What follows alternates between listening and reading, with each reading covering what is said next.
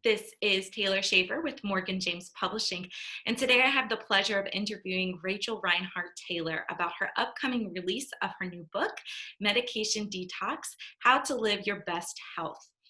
It is so great to be able to talk with you today. Thank you so much for taking the time to have me interview you for the living room edition of your book launch.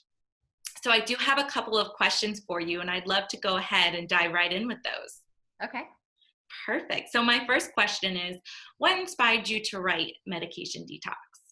So after I finished my training in residency, my first job was as an ER physician on Native American reservations. And as I as time went on, I saw more and more that people that typically wouldn't have been predicted by Western medicine to be healthy individuals were extraordinarily healthy. And I started looking more and more at the lifestyle of some of the more traditional Native Americans who, were living their life with, intention and mindfulness and, gratitude and things like that, things that I never really thought were that important.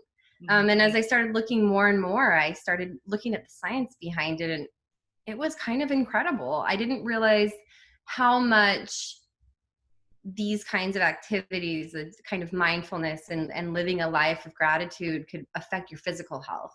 Mhm. And then I kind of went on this, rampage to help people know, hey, you can get healthy by just being more mindful. Something that's available to any population. Right. And that brings me to my next question. So, what things do you wish patients knew about how to live their best health? Yeah. So I think that we run around looking for different things we can put in our body, a new medication, the newest detox, the newest fad diet, the newest gym. I think that honestly, we could, if we all slow down and take time for ourselves, some mindfulness to appreciate what we have around us instead of looking for something, to fill it up, we can actually be really empowered in our health. And traditionally, and I find when I speak to patients about this kind of thing, they think, oh, meditation, it helps you feel less anxious or whatever. But I've seen now studies, so the science now shows that meditation decreases blood pressure, reduces migraines, reduces chronic pain.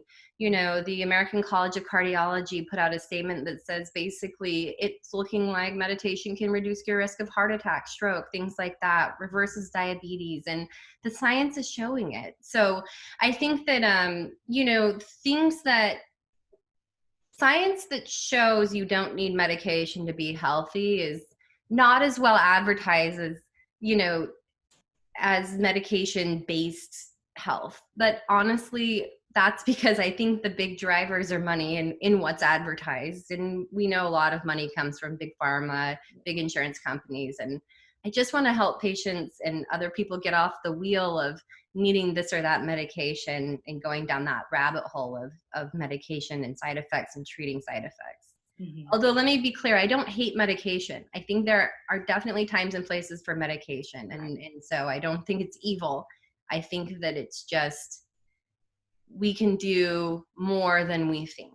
Right. There are other avenues you can take besides medication, and it's good to explore those. And that's what your book brings to light. I Mhm. think that's really important as well. And can we really self heal?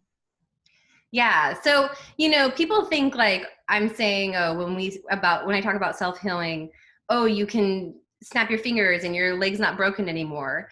I don't think that's the truth. The truth is though that think about it. If you get a cut, your body knows what to do with that. You get a bruise or a scratch.